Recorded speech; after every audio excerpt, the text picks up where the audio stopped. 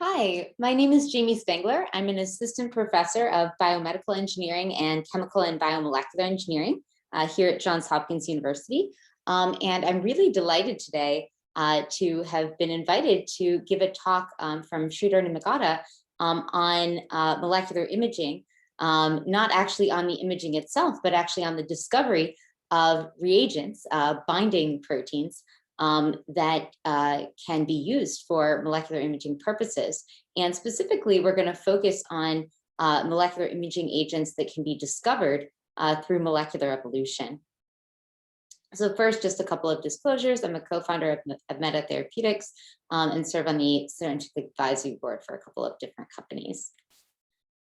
So antibodies are a natural source of targeted proteins, and they're definitely having a moment right now in terms of COVID and the pandemic crisis. So if people didn't know what an antibody was before, they definitely do now. These are 14 nanometer sort of wingspan and 8.5 nanometer high molecules that contain two distinct ends, one of which is called the Fab end, which is has a couple of variable chains, the heavy and light chain variable domains, which are targeted toward any particular antigen, post-translational modification, small molecule, any sort of moiety that you would want to target can be targeted by the variable domain, and specifically the variable domain amongst the Fab domain of an antibody. And the other end of the antibody is a constant domain, and the three constant domains are of the heavy chain, and the one constant domain of the light chain here are depicted in yellow.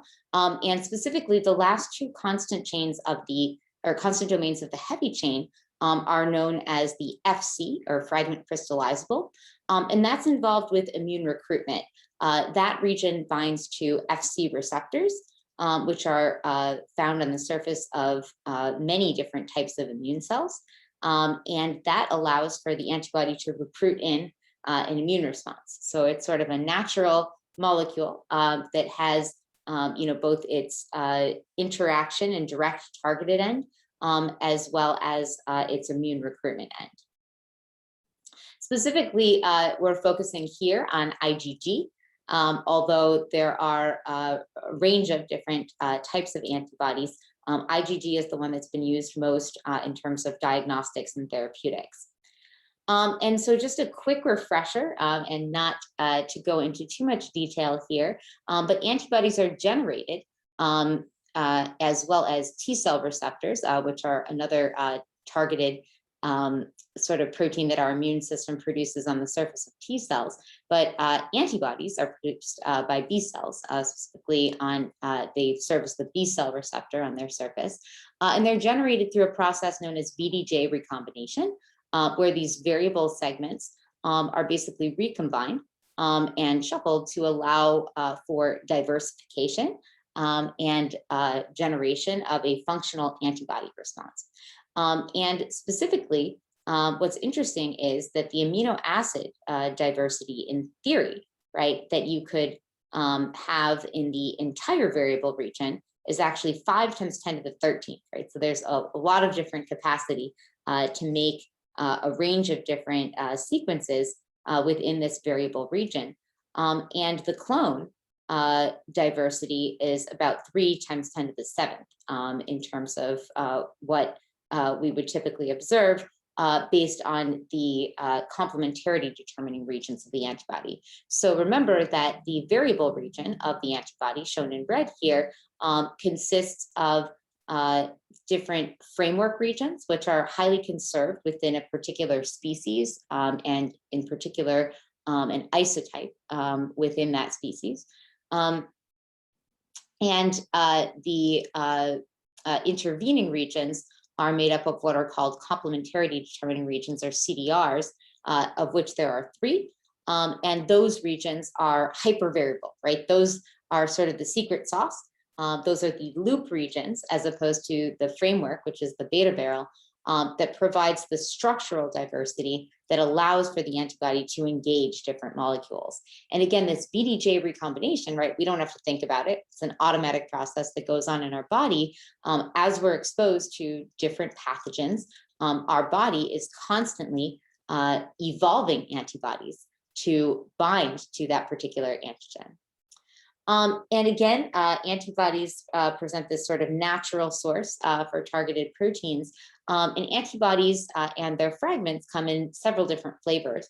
So in humans, IgG antibody conventionally is 150 kilodaltons, consisting of the variable heavy and variable light chains, as well as three constant domains of the heavy chain and one constant domain of the light chain.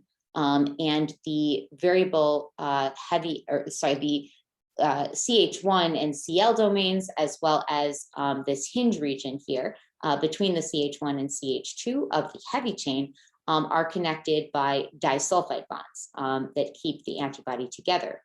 And specifically, right, this Fab domain can actually be used, right, as a more minimalist binding domain because it contains both the variable heavy and variable light chain, and in particular the epitope that's going to, the paratope on the antibody that's going to bind to an opposing moiety. And for the scFv, that's actually the very least, right, minimalist domain that can engage your molecule, because it consists of the variable heavy and the variable light chain connected by a long flexible linker to allow that to assemble head to tail properly. People have also used what are called the Fab prime 2 prime, Fab prime 2 domains, and that basically consists of cleaving off the Fc region and just using the two Fabs together, connected by the hinge, and including all of the disulfide bonds. In other species, particularly in camelids, including alpacas, camels, as well as llamas, they generate these single domain antibodies, which are highly efficient, right? Because they actually take the variable chain and they merge it into one. And so they have what's called a VHH, which is a special variable heavy chain that's the same size as just your regular variable heavy chain, but that confers all of the specificity to your particular target protein. And that is connected directly to the Fc with no initial, no CH1 or Cl domains. And people have engineered nanobodies, right, to actually just use the VHH region by itself, known as a nanobody. And that is just a 15 kilodalton fragment, as opposed to an scFv, the human antibody, which is 25 kilodaltons. You can also link together or fuse together nanobodies, either the same nanobody, right, to make it a bivalent monospecific, or you can do a bivalent bispecific nanobody by putting two different nanobodies together, linking them with a flexible linker. Again, doubling the size to about 30 kilodaltons. You can also directly fuse a nanobody to a human Fc domain to basically humanize that camelid protein. And finally, there's an interesting domain, which again recapitulates the variable heavy and variable light into a single chain known as a VNAR, which is also 15 kilodaltons, that occurs in sharks frequently. And a shark single domain antibody has this VNAR region, followed by 5 consecutive constant domains in, again, this single domain antibody. Okay, so how do we engineer antibodies? So people, appreciated, or once they understood how our body generates antibodies, the thought was, can we actually harness and leverage this process to create highly sensitive and specific binding reagents for biological system analysis using this sort of immunization and natural immunization approach. And that led to the creation of Hybridoma technology, which won the 1984 Nobel Prize for Milstein and Kohler, when they basically discovered that you could use this natural process of immunization to generate highly specific antibodies. And so the procedure here, and again, I won't go into a lot of detail because today's focus is more on molecular evolution platforms, but is that you take an animal, for example, a mouse, although people do this with rabbits, and hamsters, goats, guinea pigs, whatever sort of species one would want to look at, challenge them with a particular antigen, and then harvest the spleen cells that contain the B cells that would be producing the particular antibody of interest. They then actually fuse these with cancerous B cells, specifically with myeloma cells that are deficient in an enzyme called HTPRT. And that results in the generation of hybridomas. And how do they know that both the mouse splenocytes, the immunized mouse splenocytes, and the myeloma cells are both have been properly fused, is that they grow it in this selective media called HAT, in which only cells that have the HTPRT, meaning that they have the mouse splenocytes, will be able to survive. And then they just allow these cells, these fused cells, to secrete their monoclonal antibody in various platforms and topologies. And then they harvest those monoclonal antibodies from the hybridomas directly. So that's great that we can actually use an immunization approach and directly generate antibodies from an animal. But there are limitations, right, to sort of generating proteins using natural sort of approaches. And so one major limitation of natural proteins is that they are often pleiotropic, right? That they can activate multiple different receptors on multiple different cell types. And that leads to them having low efficacy against any particular target, as well as a plethora of off-target effects, right? So if you just have a protein in your body, not referring to an antibody, it can actually, using that as a drug, can be detrimental, since you would have a lot of off-target effects and it would be diverted from performing its performing its intended function. In addition, proteins can be very difficult to express, and that can lead to low recombinant yields and difficulties in aggregation, which ultimately downstream, right, will lead to poor manufacturability as well as immunogenicity, right, against basically an immune response against the drug itself. And finally, most proteins, again, antibodies accepted, can clear very rapidly from the bloodstream, less than 5 minutes. That results in transient responses to that particular protein and inefficient delivery to its intended or target organ. And so to overcome all of these problems with natural proteins and turn them into drugs, over the past 30 years, there's been a huge advance in protein engineering, specifically directed evolution, which won the Nobel Prize a couple of years ago. And that is this idea, right, that we can redesign or refashion natural proteins or evolve and discover entirely new proteins that can be used as therapeutics. And the approach that people have often used is these different display platforms. What I'm showing here is sort of a representative display platform, similar to yeast display. But as we'll talk about in the subsequent slides, there's a variety of different display platforms that one can use with different hosts. And the idea is that you take a library with a bunch of different DNAs, right, encoding different proteins. These proteins could be all derived from the same particular protein with just 1 or 2 amino acid variants, or it could be a diverse group of different proteins that you want to use to select the winner. And how you select the winner is you transform those scFVs into a cellular host. In this case, again, I'm referring to yeast, but this could be mammalian cells. This could be a variety of different cell types. Phage display is another common approach that people use. And then you introduce your target antigen, and your target is labeled typically fluorescently so that you can actually pull out, right, the things that will bind. So your target protein you incubate with this library of different variants, right, with each cell displaying a single scFv from your library. And then the target protein will bind to some of them and not bind to others.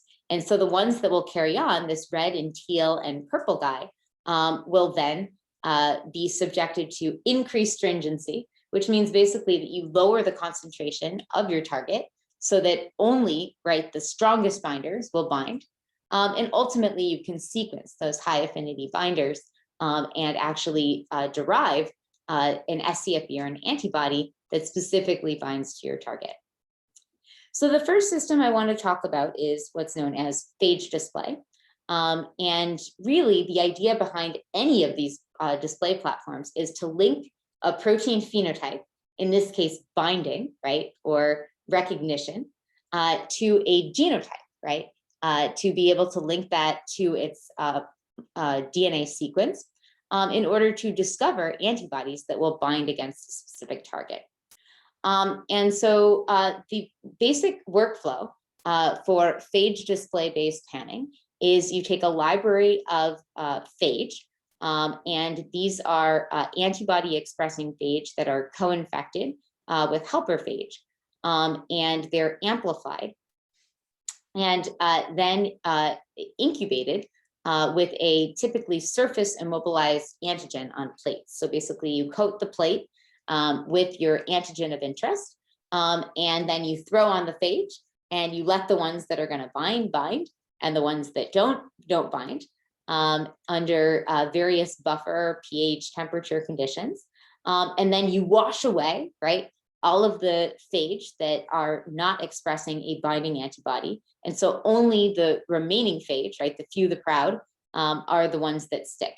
And then you elute specifically the bound phage, right, that are expressing the antibody of interest, and you reinfect those into E. coli for additional rounds of selection or additional rounds of mutagenesis, right, altering the DNA of those binding clones to be able to affinity mature, right, and get a higher affinity for the particular target.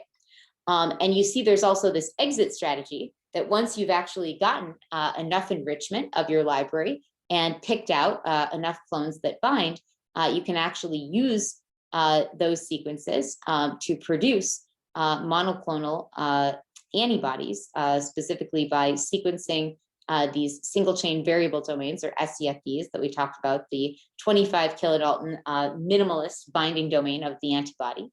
And then you can actually turn those into, right, reformat those into antibodies, either IgG format or some other antibody format that we discussed earlier. And then you have your binding protein. And the advantages, of course, of using a phage display approach are that you get the largest diversities in terms of libraries of the various display platforms.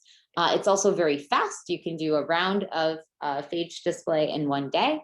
It's very scalable and automatable. There are actually machines and instrumentation that do phage display selection, soup to nuts. You just let the machine go for a week and out come your antibody binders. The drawbacks, right, the disadvantages are that large complex proteins cannot be displayed on phage. Now, this doesn't affect scFvs, right, because you can do direct selections for antibodies. But when you're thinking about other proteins that you might want to evolve or diversify, those often are not properly displayed on yeast, on phage. And also, phage lack the machinery to perform glycosylation and other post-translational modifications.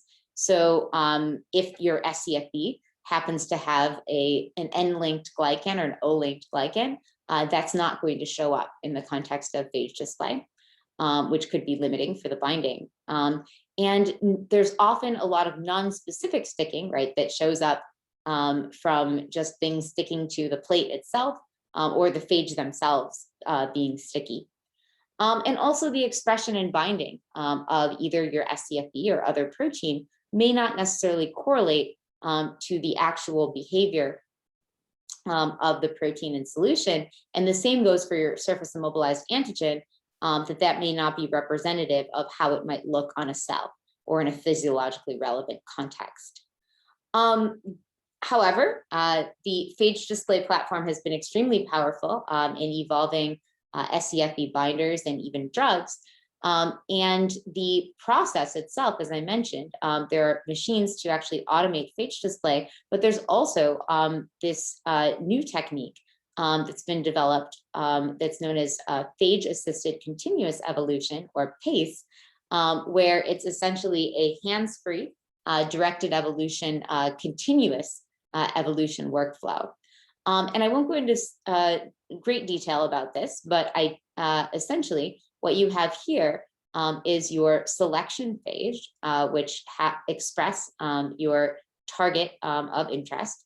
And then you have a mutagenesis plasmid and an accessory plasmid that basically allow you to continuously mutagenize that protein that's being expressed. And you can select based on some sort of function. Here it's looking at protease activation of your particular enzyme that's being encoded. And you can link that directly to which phage survive, which phage become infectious, and which phage are weeded out by becoming non-infectious. And you do this process in what's called a lagoon, and not like a lazy river type lagoon, but specifically a lagoon for the phage, in which you have a constant inflow of new host accessory plasmid and mutagenesis plasmid containing phage, and then you have a constant outflow for the non-infectious progeny. So the second system that I want to talk about is sort of a step closer to mammalian protein selection, and that's what's known as yeast surface display. And as the name would suggest, this is basically doing the display platform on the surface of yeast. And the way that this works is you have a yeast cell that naturally has a cell wall protein known as the yeast agglutinin protein 1, or AGA1. And what you do is you take your protein of interest and you fuse that at either the N terminus or the C terminus to this natural yeast protein, soluble yeast protein, known as AGA2, that actually disulfide bonds naturally to AGA1 on the wall. And then essentially, right, you've got your protein lollipop style on the surface of the yeast cell. You also include an additional tag, again, either at the N or C terminus, that you can use as what's called an epitope tag, which has a specific antibody that can be used to make sure that the full protein of interest is being functionally displayed. And then you come in with your target, typically biotinylated, so that you can directly detect that with fluorescent streptavidin, and then you use that as your selection agent. And again, you have your protein of interest variant DNA. You transform that into cells such that each cell, right, is displaying a unique protein. In our case, in this case, it's showing a nanobody, but it's to be an scFv, any sort of antibody. And then you come in with your selective pressure, which is your target, shown in gray. And again, it binds to some subset of those proteins, and you can pull out variants, right, with a range of different affinities. And the advantages for yeast display, of course, is that the yeast secretory machinery is more sophisticated than that of phage, and therefore can handle glycosylation patterns, albeit different glycosylation patterns than would show up in mammalian cells, but it's more similar, right? It's sort of a step closer to being a mammalian cell based platform. And your protein of interest, again, is fused to AGA2, which will covalently bind to AGA1. So it's a very stable system. And you can see through a direct flow cytometry readout, the display versus the binding for your particular target antigen. And again, the CMYC tag, which can be replaced with HA or flag or any sort of tag of interest, will allow for simultaneous detection of both expression and binding. And so in addition to the advantages of having a more sophisticated system to perform these selections, another huge advantage of the yeast surface display platform is that we can use this by interspersing rounds of mutagenesis and maturation, and then we can actually do flow cytometry based selections using FACS, or fluorescent activated cell sorting, fluorescence activated cell sorting. And again, the idea throughout these rounds is to isolate candidate antibody single chain variable regions, fragments, or SCFDs, from any sort of library. This example is a non-immune human library, through a range of different magnetic activated cell sorting steps, which takes advantage of the biotin streptavidin interaction by using magnetic beads that are coated with streptavidin or coated with an antibody against the fluorophore, to be able to select by lining up on a magnet anything that binds, and then elute off the specific binders by simply releasing the magnet. You then construct you can intersperse rounds of random mutagenesis, right? So once you find through these iterative cycles that you have binders, you can actually increase diversity into the library by performing error-prone PCR, where you take a polymerase that is prone to making mistakes, and you can diversify your existing library. You continue through these rounds of iterative mutagenesis and selection, and then you can characterize individual clones via sequencing. And again, a powerful tool here is to be able to use fluorescence activated cell sorting, so that you can gate on things that are binding. And in the early rounds, right, you might not see a lot of binding, so you might be more generous in terms of drawing your gate. But as you get to the later rounds, you can actually bias toward things that are binding with higher affinity relative to their display, by doing these so-called off-diagonal sorts, where you use a low concentration of your target antigen to be more selective, and you draw a very stringent gate that favors binding over expression. So now the drawback of yeast display, although it's an extremely powerful platform and gives you much more realistic proteins compared to phage display, a limitation is the library size. Typically, the maximum library you can really get is about 10 to the 8, 10 to the 9, compared to the 10 to the 9 to 10 to the 11th that you get from phage display. You take another hit when you actually go all the way back to mammalian display. And again, mammalian display is ideal in some senses, that you get the exact same post-translational modifications, right, and behaviors that you would want to mimic for your actual antigen selection or binder. But unfortunately, the system itself, as anyone who's dealt with mammalian cells and grown them before knows, they are very slow growing, they're very fragile, and they're very prone to contamination. And so whereas, phage display, you can do around a week, you can do an entire selection in a week. Yeast display, you can do 2-3 rounds in a week. Mammalian display at this point is about 1 round a week, which means that if you want to go your typical 4 or 5 rounds, you're talking a month, month and a half, and that's if you don't get contamination. And so it's an arduous process, but it's been very successful for a variety of antigens where it's not necessarily possible to do the selections in the context of phage or yeast. And again, it's a similar construction to the yeast display, but it's actually taking advantage of particular mammalian receptors that embed in the membrane.